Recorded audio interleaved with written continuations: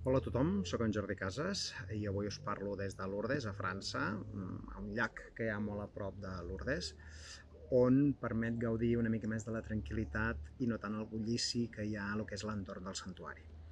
Com molts coneixereu, Lourdes és un dels punts de peregrinatge d'aquest món, on sobretot molts malalts, però gent de tot el món ve aquí en la cerca, no?, a visitar, a trepitjar els llocs o el lloc on doncs, Bernadette, una noia d'aquí de la zona, ja fa anys doncs, va veure diverses vegades, se li va aparèixer doncs, la Verge Maria, i en aquestes aparicions la Verge diu que li va demanar que allà s'hi construís doncs, un santuari, no?, i que es fes doncs, la gruta i que es fes aquell lloc de culte.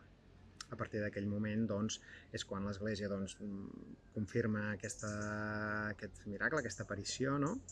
I de partir d'aquí és quan es crea el santuari i tot el que hi ha a l'entorn.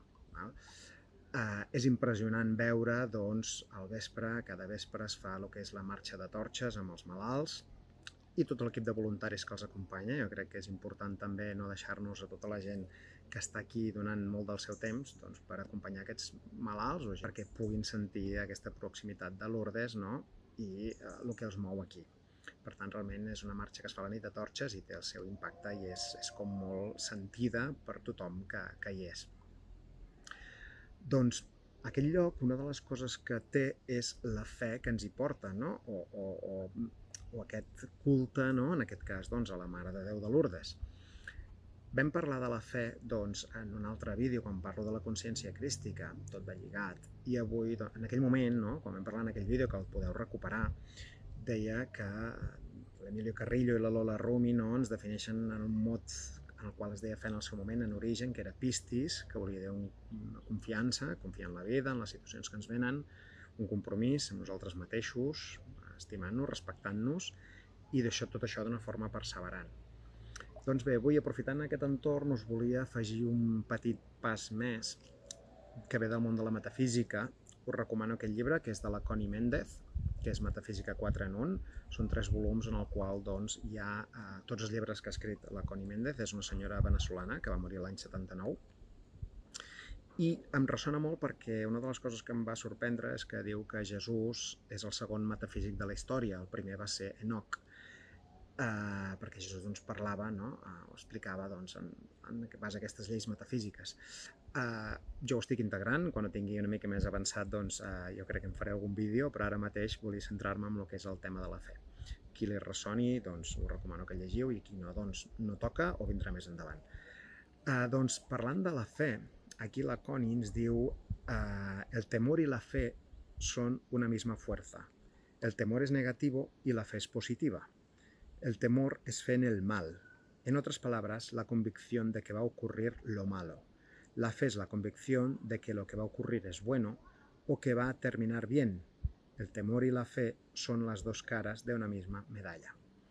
Jo és una assimilació que no havia fet, o un punt de vista que no coneixia, i que al llegir-lo doncs, em va sobtar i em va encaixar també a la vegada, no? Realment mai tenim por de que ens passarà una cosa bona. Val?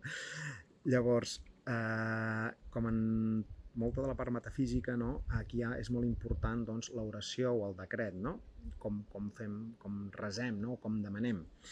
I aquí ens diu que Jesús, no?, ja ens va dir «todo lo que pediréis en oración, creyendo, lo recibiréis». I Sant Marc també ho recull amb «todo lo que pediréis orando, creed que lo recibiréis y os vendrá». Sant Pau, en unes altres paraules, també diu «la fe és la certeza de lo que se espera, la convicción de lo que se ve». És a dir, si nosaltres, en el nostre camí de vida, hi ha alguna cosa que està prevista per nosaltres, demanem-la i se'ns donarà. Aquesta seria l'acte de fe, aquesta seria també aquesta confiança en la vida, no? I el com demanar-ho, aquí la Connie, veureu que aquest llibre en té infinitat de decrets, però en aquest cas en té una oració, un decret, que és «yo deseo tal cosa», poseu aquí el que desitgeu. Diu, «en armonía con todo el mundo y de acuerdo con la voluntad divina, bajo la gracia y de manera perfecta. Gracias, Padre, que ja me oíste». És a dir, fixeu-vos que aquí es fa una invocació, no?, demanem per lo que sigui, i una cosa molt important és aquesta part de «en armonía con todo el mundo i d'acord amb la voluntat divina. És a dir, jo no vaig a treure res que li pertoqui a algú altre. Si està en el meu camí de vida, no? En aquesta harmonia i d'acord amb aquesta voluntat divina, se'm donarà. Demana-ho i se'm donarà. L'univers està preparat per donar-nos el que necessitem per desenvolupar el nostre camí, simplement ho hem de demanar. I llavors al final aquest gràcies Padre que ja me oíste. Això és una de les frases que diu que Jesús aplicava moltes vegades, no? Gràcies Pare, perquè ja m'has escoltat. Jo ja t'he dit, jo ja t'he demanat sincerament què és el que necessito. I aquí poso aquesta fe en què se'm dongui això que necessito.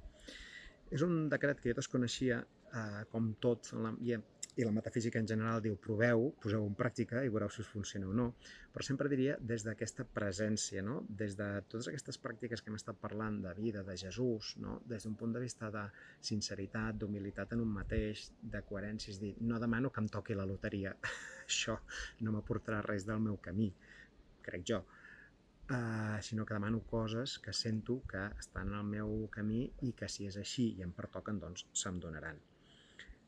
Respecte a la por, que és l'altra banda que dèiem, no? Del temor aquest, diu, yo no tengo miedo, no quiero el temor, Dios es amor y en toda creación no hay nada que temer.